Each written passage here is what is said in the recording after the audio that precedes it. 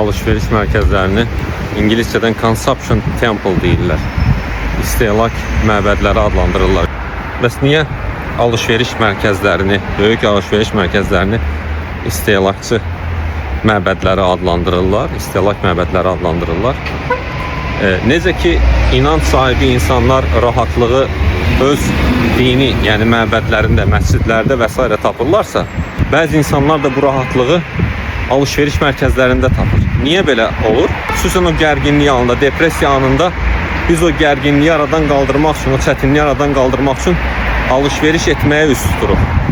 Sanki bir məbədə üst tuturmuş kimi biz o alışverişi etdikdən sonra, yəni dırnaq arasında, məcazi mənada sanki o ritualı yerinə yetirdikdən sonra o rahatlığı tapmış oluruq. Bu səbəbdəndir ki, həmin alışveriş mərkəzlərini istehlak məbədləri adlandırırlar. Sanki orada bir dini ritual yerinə yetirilirmiş kimi.